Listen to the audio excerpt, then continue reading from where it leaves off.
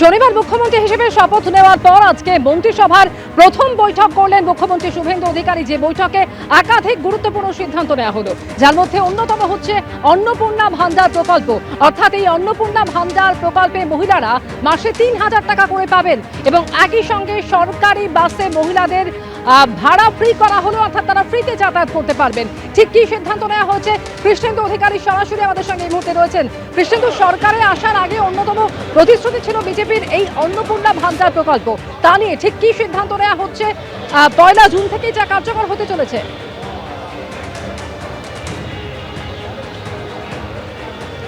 দেখো, তার আগে তোমায় দুটো তথ্য দিই।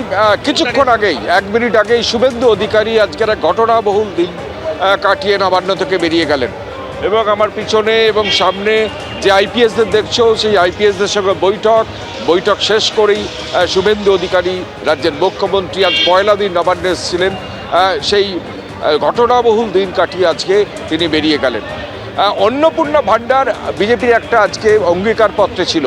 প্রধানমন্ত্রী থেকে স্বরাষ্ট্রমন্ত্রী, শুভেন্দু অধিকারী থেকে বিজেপি নেতৃত্ব, তারা বারবার তারা বলেছিল যে অন্নপূর্ণা ভান্ডার তারা চালু করবেন এবং সেই প্রতিশ্রুতি মতো আজকে বিধায়কদের নিয়ে যখন মুখ্যমন্ত্রী বৈঠক করেন, দলীয় বিধায়ক, তার সঙ্গে ডিএম বা জেলা শাসকরাও রয়েছেন এবং সেই বৈঠকে তিনি জানান এবং সেখানে জানিয়ে দেওয়া হয় বিধায়কদের যে আগামী জুন মাসের শুরু থেকে, অর্থাৎ ১ জুন থেকেই এই অন্নপূর্ণা ভান্ডার চালু হচ্ছে, অর্থাৎ মাসে ৩,০০০ টাকা।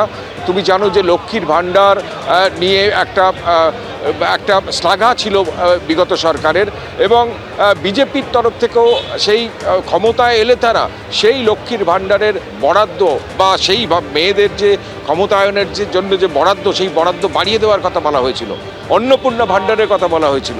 বিজেপির তরফে অঙ্গীকারপত্রে সেই অন্নপূর্ণা ভান্ডারের কথা রয়েছে এবং সেখানে বলা হয়েছিল যে মাসে ৩,০০০ টাকা দেওয়া হবে।